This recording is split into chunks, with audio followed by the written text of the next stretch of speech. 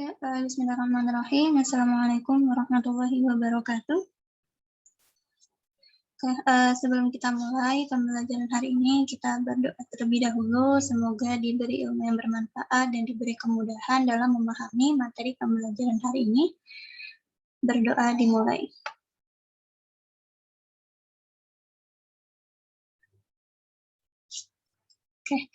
Terima kasih. Jadi hari ini kita akan membahas bagaimana cara menentukan median sama modus ya. Bagaimana cara menentukan median untuk yang data tunggal, terus bagaimana cara menentukan median untuk yang data kelompok, begitupun juga dengan modus ya. Nanti ada yang modus data tunggal sama yang data kelompok. Oke. Jadi yang pertama yang kita bahas di sini adalah yang median data tunggal terlebih dahulu ya. Jadi sebelum kita mempelajari bagaimana cara menghitung median yang data tunggal, alangkah kita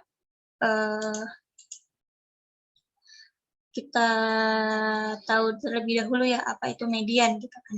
Jadi median dari dulu sampai sekarang yang namanya median itu adalah nilai tengah ya.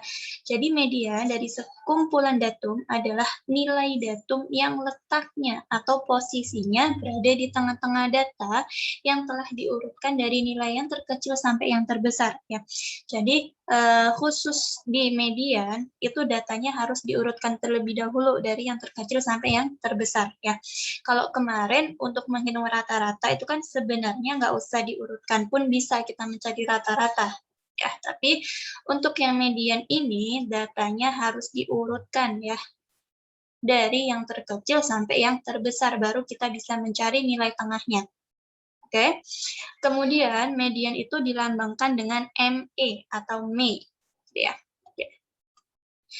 Nah, sekarang baru kita mempelajari bagaimana cara menghitung median untuk yang data tunggal ya. Sebenarnya yang paling gampang itu ya yang data tunggal gitu kan. Mau rata-rata, mau median, mau modus, paling gampang itu mencari yang data tunggal ya. Jadi di sini misalkan X1, X2, X3 sampai Xn itu adalah datum yang telah diurutkan ya. Yang telah diurutkan dari nilai yang terkecil sampai yang terbesar. Sehingga bisa ditulis dengan X1 kurang dari sama dengan X2 kurang dari sama dengan X3 dan seterusnya. Ya, jadi di sini yang perlu diketahui ya. Kadang-kadang itu masih bingung bedanya kurang dari sama dengan itu apa. Oke. Di sini saya tulis ya. Ini kan kurang dari sama dengan ya. Misal di sini saya punya X itu kurang dari 5, nanti bedanya dengan X kurang dari sama dengan 5 itu apa? Ya. Kalau X kurang dari 5, berarti 5-nya nggak ikut. Ya, bisa dimulai dari min tak hingga ya, bisa dimulai dari min 1, 0, 1, 2, 3, 4. Ya, jadi sampai 4 aja, kalau nggak ada sama dengannya. Oke. Nah, kalau X-nya itu kurang dari sama dengan, artinya di sini ada sama dengannya ya untuk pertidaksamaannya, berarti nanti 5-nya itu ikut. Ya, di sini dimulai dari min tak hingga, dimulai dari min 1, 0, 1, 2, 3, 4, dan 5. Jadi 5-nya ikut. Ya, nanti yang lebih dari pun juga sama. Misal nanti ada lebih dari sama dengan ya. Di sini kita ambil aja yang X lebih dari 5 sama X lebih besar sama dengan 5. Oke, X lebih dari 5 karena nggak ada sama dengannya, berarti 5-nya nggak ikut. Artinya nilai X itu dimulai dari 6 ya. Bisa 6, bisa 7, bisa 8, 9 dan seterusnya. Kalau ada sama dengannya, berarti nanti 5-nya ikut ya. Berarti nilainya X itu dimulai dari 5, 6, 7, 8, dan seterusnya. Gitu ya. Jadi apa sih bedanya kurang dari dengan kurang dari sama dengan, kemudian apa bedanya lebih dari dan lebih dari sama dengan. Oke, ini sekilas info aja. Nggak ada hubungannya dengan median sebenarnya ya. Oke, sekarang langsung aja. Nah, yang perlu diperhatikan dalam menentukan median tadi apa? Datanya kan harus urut terlebih dahulu ya, harus diurutkan dulu dari yang terkecil sampai yang terbesar. Nah, untuk menghitung, untuk mencari median data tunggal itu dibagi menjadi 2. Ya, ini khusus di yang data tunggal aja. Nanti untuk yang data kelompok itu cuma ada satu rumus yang digunakan ya. Kalau yang data tunggal ini dia dipecah menjadi 2. ketika jumlah datanya ganjil sama ketika jumlah datanya genap. Ya, ketika jumlah datanya itu ganjil, nanti enak mencari medianya. Artinya ketika jumlah datanya itu ganjil, berarti nilai tengahnya kan ada 1. Ya, katakanlah misal kalau kita punya ada 5 data nih. Ada 5 data, 5 kan berarti ganjil ya. Berarti ketika di situ ada 5 data, berarti kan nilai tengahnya ada di data yang keberapa? Jelas ada di data yang ketiga. Ya kan? Nah, artinya untuk mediannya data tunggal dan jumlah datanya itu ganjil, berarti mediannya adalah nilai data ke. Ya, ini nilai data ke. Ya, nilai data ke berapa? Bukan data berapa, bukan ya, tapi data ke berapa. Oke, data ke n plus 1 per 2. Ya, tadi kan yang saya contohkan kan 5, ada 5 data nih, misal A, B, C, D, sama E. Nah, ini udah urut. Jadi urut dari yang terkecil sampai yang terbesar. Ya. Nah, tadi kan kalau 5 data gini berarti udah jelas kan nilai tengahnya siapa? Nilai tengahnya adalah C, artinya dia ada di data yang ketiga. Ini kalau kita mau menghitung manual. Kalau kita mau menggunakan rumus yang ada di nomor 1 ini, berarti nanti medianya itu adalah nilai data ke N plus 1 per 2. Jumlah datanya 5, berarti N-nya 5. Ya, berarti 5 plus 1 per 2 sama dengan 6 per 2, yaitu 3. Nah, sama kan? Medianya ada di data yang ketiga. Oke, kalau ditulis ke dalam simbol matematika berarti ME yang simbol dari median tadi ya, ME sama dengan X, ini basis namanya X dengan basis N plus 1 per 2. Artinya apa? Yaitu data yang ke N plus 1 per 2. Gitu ya, itu untuk yang ganjil. Nah, kalau yang genap nanti gimana? Oke, logikanya gini, kalau tadi kan kita ambil datanya ada 5 ya. Kalau misal di sini kita ambil datanya ada 6. Nah, 6 di sini kan genap berarti ya. Kalau genap ini kan nilai tengahnya nggak ada. Oke, jadi kalau genap gimana? Ambil, misal nih, jangan 6 deh, 10 deh, anggaplah 10. Ya, anggaplah 10, kita punya data sebanyak 10. Berarti nanti nilai tengahnya itu kan nggak ada. Jadi artinya ada 2 nilai tengah di sini, yaitu data ke-5 sama ke-6. Ya. Oke, data ke-5 sama data ke-6. Nah, kan ada dua data nih yang di tengah-tengah. Kan kalau median itu cuma ada 1 data. Nah, kalau ada 2 data kayak gini gimana? Berarti nanti kita cari rata-ratanya. Artinya data ke-5 ditambah data ke-6 dibagi 2. Ya, kalau di sini dia dikatakan jika N-nya genap, berarti mediannya adalah rataan atau rata-rata ya. Rata-rata dari data ke N per 2 dengan data ke N per 2 plus 1. Ya, oke. Tadi yang saya misalkan itu kan kita punya 10 data ya. Kalau 10 data berarti yang menjadi median, yang menjadi nilai tengahnya itu kan data ke-5 sama ke-6 ya. Data ke-5 dan ke-6. Ya, berarti untuk mencari mediannya ya data ke-5 ditambah data ke-6 dibagi 2. Nah, kalau kita menggunakan rumus seperti ini, ya berarti N per 2.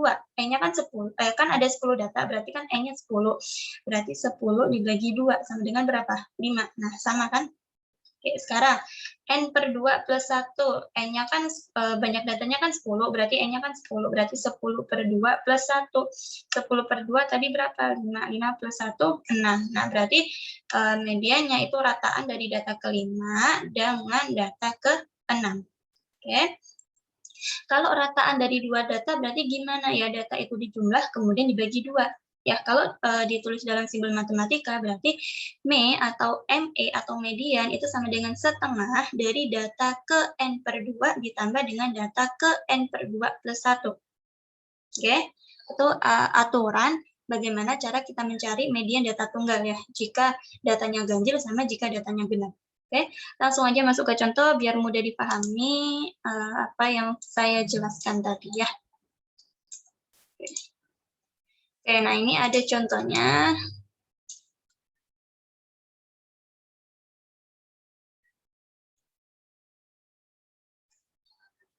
Oke, di sini jangan pakai, bisa pakai merah aja ya. Oke, tentukan median dari data berikut yang A ada 4, 6, 7, 9, dan 10. Nah, ini kan kebetulan udah urut kan, datanya udah urut dari yang terkecil sampai yang terbesar.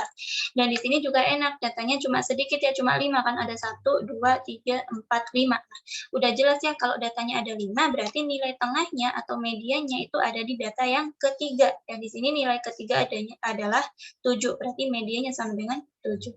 Ya. Oke, itu yang ganjil. Oke, sekarang yang genap. Di sini ada 12, 11, 7, 8, 6, 13, 9, dan 10. Oke, nah data ini kan masih acak, artinya dia masih belum urut dari yang terkecil sampai yang terbesar. Nah, tadi kalau mau menentukan median itu kan datanya harus urut ya, artinya dari yang terkecil sampai yang terbesar. Kita urutkan dulu, ada 6, 7, 8, 9, 10, dan seterusnya sampai 13. Oke, nah kebetulan ini datanya ada berapa nih? 1, 2, 3, 4, 5, 6, 7, 8. Nah, datanya kan ada 8, berarti kan datanya genap ya, ukuran data atau N sama dengan 8 atau genap. Sehingga mediannya adalah rataan dari data ke N per 2 ya, karena banyaknya data ada 8 berarti N-nya 8. 8 per 2 sama dengan 4. Nah, berarti nanti rataan data keempat. Data keempat itu ada di angka ya, berapa? Ini 1, 2, 3, 4. Oh, berarti yang di 9 ya. Oke, 9 di keep dulu. Oke. Dengan data ke N per 2 plus 1. Nah, kalau sebenarnya gini, kalau udah ketemu 1 nih, kan tadi udah ketemu kan data yang keempat berapa? 9. Berarti nanti data yang satunya itu ya pasti setelahnya 9 berapa? 10. Ya udah, berarti mediannya adalah rata-rata dari 9 dan 10. Yaitu 9 plus 10 dibagi 2 sama dengan 9,5. Berarti median dari data 12, 11, 7, dan seterusnya ini adalah 9,5. Jadi untuk mencari median itu sebenarnya 9,5 ini kan nggak ada di sini, ya itu nggak apa-apa. Emang hasilnya itu 9,5 ya. Kalau yang datanya ganjil tadi kan 7-nya ya emang ada di data yang disajikan ini kan. Nah, 7 kan ada di sini. Kalau yang genap itu biasanya mediannya itu nggak ada di datanya ini, nggak ada. Ya itu nggak apa-apa gitu, emang nggak apa-apa.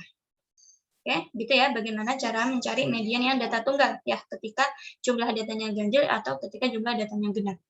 Oke. Nah, sekarang bagaimana caranya kita menghitung median yang data kelompok. Oke, yang median data kelompok ini ada beberapa langkah yang harus dilakukan ya.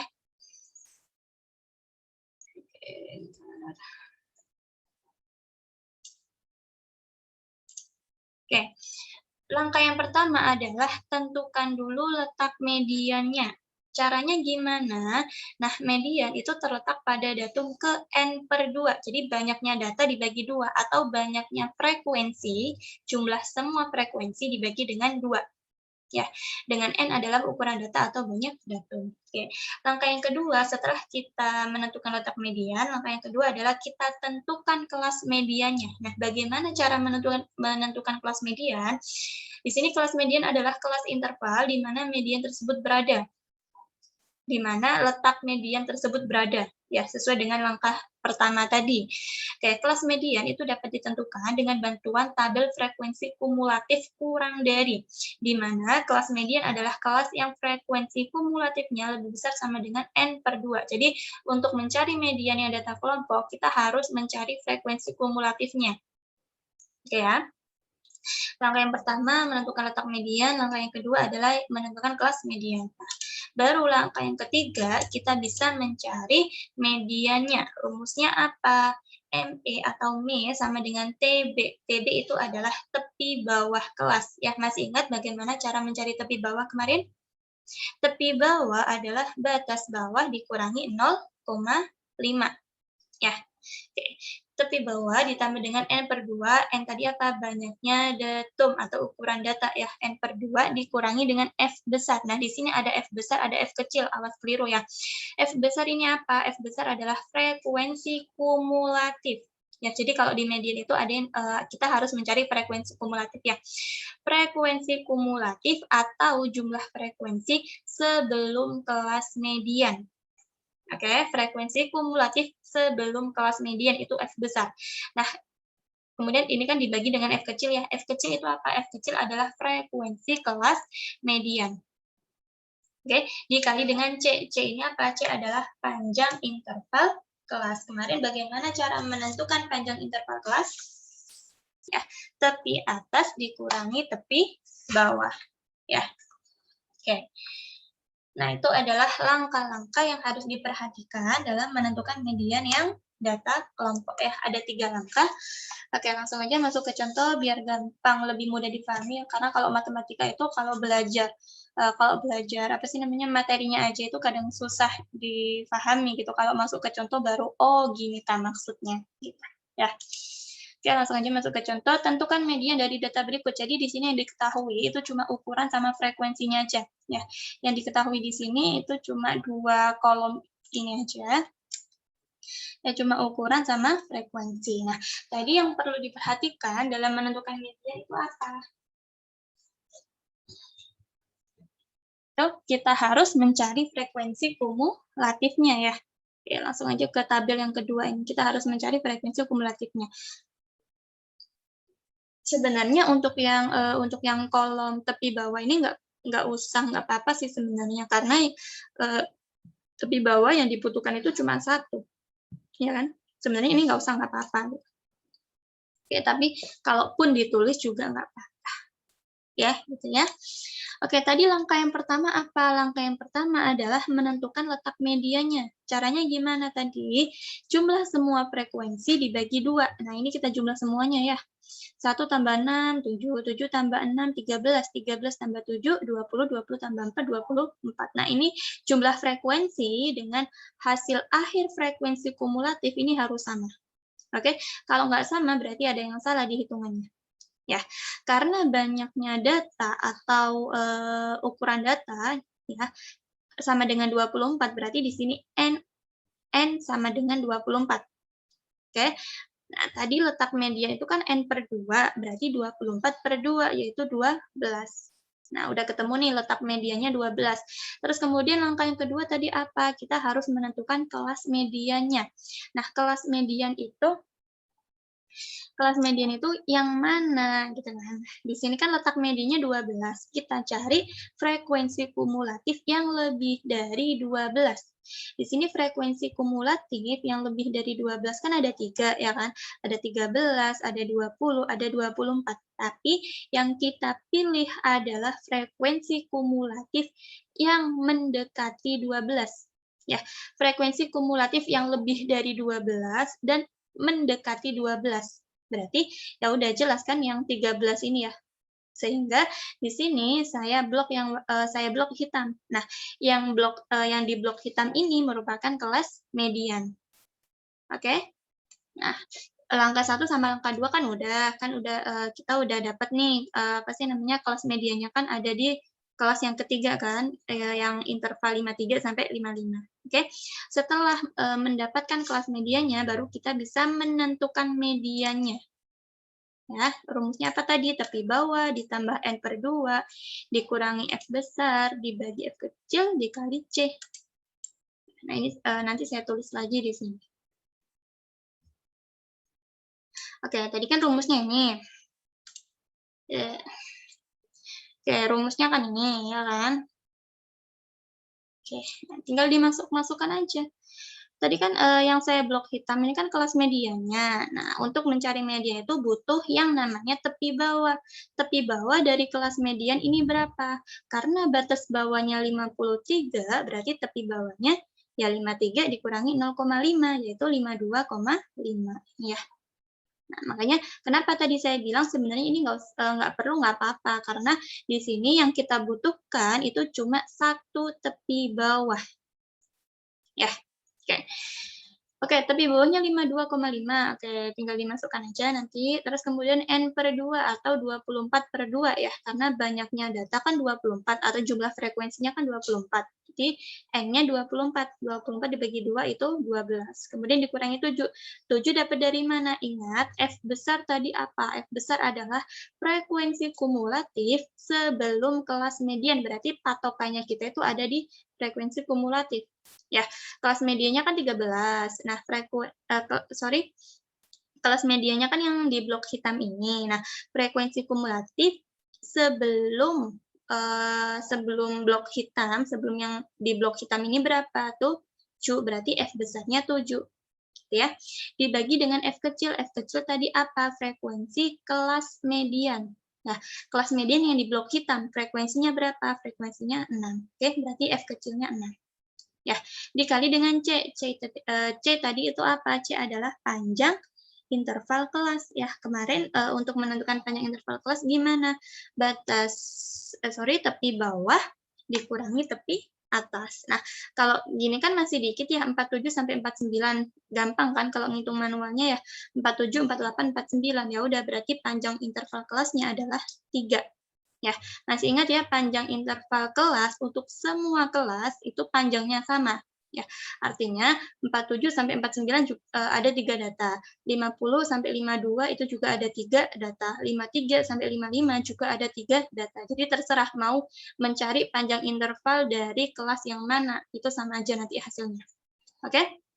Nah, sekarang kalau udah dimasukkan nilainya ke rumus ini, ya udah tinggal dihitung aja, dihitung menggunakan aturan aljabar biasa ya. Oke, di sini 52,5-nya masih tetap. Ya. Terus sekarang yang 12 dikurangi 7 kan berapa? 5, ya kan? Terus ini 6 sama 3 kan bisa dicoret. Ini menjadi 2. Ya, berarti 5/2. 5/2 itu 2,5. Berarti mediannya 52,5 ditambah 2,5, yaitu sama dengan 55. Nah, itu bagaimana cara menentukan median untuk yang data kelompok. Oke? Gampang ya? Oke. Kita lanjut ke modus. Nah, kalau median tadi kan nilai tengah. Nah, kalau modus ini nilai yang sering muncul atau frekuensinya yang paling besar. Ya, di sini juga sama, ada modus data tunggal, juga ada modus yang data kelompok. Ya, kita pelajari dulu apa sih modus itu ya. Modus itu merupakan nilai datum yang sering muncul atau yang frekuensinya besar. Ya, seperti yang saya katakan tadi. Nah, modus itu dilambangkan dengan MO. Kalau median tadi kan dilambangkan dengan ME. Kalau modus itu dilambangkan dengan MO. Ya. Nah, kemudian data yang di sini ada macam-macam nih ya. Ada 1 modus, ada 2 modus. Kalau median tadi kan cuma ya nggak ada macamnya gitu. Kalau modus ini ada macam-macam ya. Kalau data yang memiliki 1 modus itu disebut unimodus. Ingat ya. Ingat kalau nggak salah ini di kimia seingat saya. Ya, kalau katanya guru kimia itu kan uni itu kan artinya 1. Kalau unimodus berarti modusnya 1. Ya, kalau B itu 2. Kalau bimodus berarti modusnya ada 2. Ya, data yang memiliki 1 modus disebut unimodus, data yang memiliki 2 modus disebut bimodus, dan data yang memiliki lebih dari 2 modus disebut multimodus. Ya, artinya apa? Ketika data itu memiliki 3 modus, memiliki 4 modus, yaitu bisa saja terjadi ya. 3 modus, 4 modus, 5 modus itu berarti data tersebut disebut dengan multimodus. Ya. Oke, langsung aja Oke. Ini paling gampang nih yang modus data tunggal ya. Dari data tunggal yang rata-rata, median atau modus, yang paling gampang itu yang modus ya. Karena nggak usah rumus ya untuk mencarinya. Dilihat aja data yang paling sering muncul itu angka berapa sih. Nah, udah langsung aja tuh modusnya ya. Kan nggak perlu pakai rumus. Oke. Nah, untuk menentukan modus dari data tunggal itu cukup mengurutkan atau mengelompokkan nilai datum yang sama. Jadi, untuk menentukan modus data tunggal ini nggak harus diurutkan dari yang terkecil sampai yang terbesar. Ya, kalau median tadi kan harus diurutkan. Nah, kalau modus itu nggak harus. Tapi, untuk mencari modus itu datanya harus dikelompokkan dengan angka yang sama. Ya, artinya misal 7 dikelompokkan dengan 7, 5 dikelompokkan dengan 5. Ya, harus dikelompokkan dengan nilai datum yang sama. Kemudian cari datum yang frekuensinya paling besar ya, atau cari datum yang nilainya paling sering muncul gitu ya. Oke? Langsung aja masuk ke contoh. Contoh tentukan modus dari 1, 2, 2, 3, 7, 7, 7, 9. Nah, ini kan enak nih, kenapa? Karena datanya udah dikelompokkan ya, 2 dengan 2, 7 dengan 7 gitu ya. Oke, kalau kita lihat dari sini, yang bernilai 1 kan cuma ada 1, yang bernilai 2 ada 3. Ini pakai Romawi gini ya. Yang bernilai 2 ada 3, yang bernilai 3 ada 1, yang bernilai 7 ada 3, yang bernilai 9 ada 1. Nah, berarti di sini frekuensi yang paling besar itu berapa? Kan 3 nih, 3 kan? Nah, ternyata frekuensi data ternyata data yang memiliki frekuensi 3 itu kan ada 2, ya kan? Ada 2 sama 7. Nah, berarti ya udah dia memiliki 2 modus. Modusnya berapa? 2 dan 7. Karena di sini datanya memiliki 2 modus, berarti data tersebut dinamakan dengan bimodus. Gitu ya. Oke, gampang kan? Kayaknya kalau contoh masih gampang, nanti biasanya kalau udah latihan susah. Ya enggak gitu lah ya. Kalau paham konsepnya, sesusah apapun nanti soalnya, itu bisa dikerjakan dengan mudah. Oke? Sekarang kita kita akan mempelajari bagaimana cara menentukan modus yang data kelompok, ya. Oke, modus data kelompok. Ini juga sama sih kayak median ya. Ada langkah-langkah yang harus dilakukan. Yang pertama adalah, nah sama kan, menentukan kelas modus. Ya, kalau yang median tadi kan langkah pertama apa? Menentukan letak mediannya dulu ya, baru bisa menentukan kelas median. Kalau di modus, langsung aja tentukan kelas modus. Bagaimana cara menentukan kelas modus? Dilihat kelas interval yang frekuensinya paling besar atau paling banyak. Ya, kalau setelah menentukan kelas modus, baru kita bisa menentukan nilai modus. Ya, rumusnya apa? MO sama dengan TB. Ya, MO tadi apa? Modus ya, singkatan dari modus. Sama dengan TB. TB itu apa? Tepi bawah. Ya, tepi bawah diperoleh dari mana? Batas bawah dikurangi 0,5. Oke, tepi bawah ditambah dengan B1 per B1 plus B2. Nah, di sini ada B1, ada B2. B1 itu apa? Jadi B1 adalah ini ya, selisih frekuensi ya. Selisih frekuensi kelas modus dengan kelas sebelumnya. Jadi, untuk yang modus ini nggak perlu frekuensi kumulatif, nggak perlu. Ya, yang diperlukan adalah hanya selisih frekuensi kelas modus dengan kelas sebelumnya. Kalau B2 ya berarti selisih frekuensi kelas modus dengan kelas setelahnya. Ya, kalau B1 itu sebelumnya, kalau B2 setelahnya. Ya, yang dicari adalah selisih. Oke, dikali dengan C. C itu apa? Panjang kelas modus. Gitu ya. Itu rumusnya. Oke, langsung aja masuk ke contoh biar gampang dipahami. Oke, contohnya adalah ya. Tentukan modus dari data berikut. Nah, yang diketahui itu cuma ini aja, cuma ukuran sama frekuensi. Ya. Oke. Nah, sebenarnya ini juga sama sih, yang kayak median tadi, yang TB ini nggak apa-apa sebenarnya ya, karena tepi bawah yang kita perlukan itu cuma 1. Oke, langkah pertama tadi apa? Langkah pertama adalah menentukan kelas modus ya. Cara menentukan kelas modus apa? Lihat yang frekuensinya paling besar. Di sini frekuensi yang paling besar yang mana? Yang 35 kan? Ini kan, makanya di sini kenapa yang frekuensinya 35 ini di blok hitam ya. Yang di blok hitam itu adalah kelas modusnya. Oke, setelah kita dapat menentukan kelas modusnya, baru kita bisa mencari tepi bawah B1, B2, sama C-nya. Oke ya. Tepi bawah, karena di sini batas bawahnya 65, berarti tepi bawahnya adalah 64,5, ya kan? Ini kan 65 dikurangi 0,5, ya. Terus B1 tadi apa? Selisih frekuensi kelas modus dengan kelas dengan frekuensi sebelumnya ya.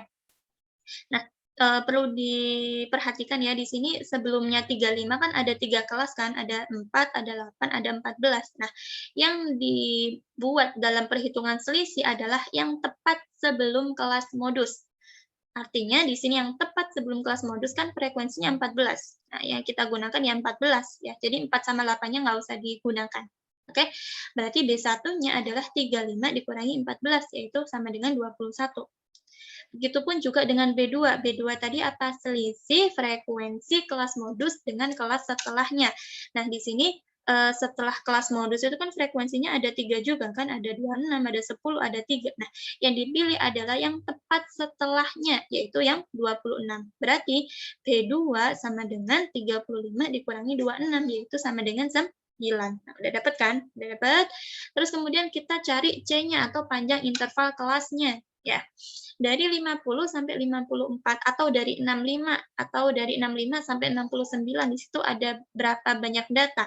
Kalau mau dihitung manual sih juga nggak apa-apa ya. 65, 66, 67, 68, 69. Oh, berarti panjang interval kelasnya itu 5 ya. Tapi kalau mau menghitung pakai rumus matematika ya berarti tepi atas ya dikurangi dengan tepi bawah.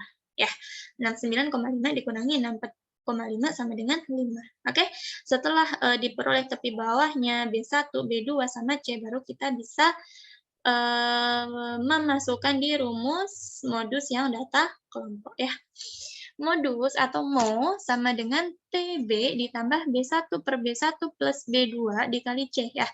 Ini tinggal dimasuk-masukkan aja, TB-nya berapa? Yang udah kita cari tadi, 64,5. B1-nya 21 per 21 plus 9 dikali 5. Ya, tinggal dihitung manual aja, oke? 64,5-nya tetap 21 ditambah 9 itu 30. Berarti 21 dibagi 30 dikali 5. Nah, ini kan bisa dicoret, ya, 5 sama 30 ya. Berapa ini? 6. Ya kan? Nah, 21 dibagi 6 itu 3,5. Ya, berarti modusnya adalah 64,5 ditambah 3,5 yaitu 68. Oke? Nah, itu adalah bagaimana cara kita menentukan median sama modus untuk data tunggal sama data kelompok. Ya, itu aja materi pembelajaran hari ini. Tetap semangat ya kelas 12-nya, meskipun daring kayak gini ya, tetap jaga protokol kesehatan. Oke, kurang lebihnya mohon maaf. Saya akhiri. Assalamualaikum warahmatullahi wabarakatuh.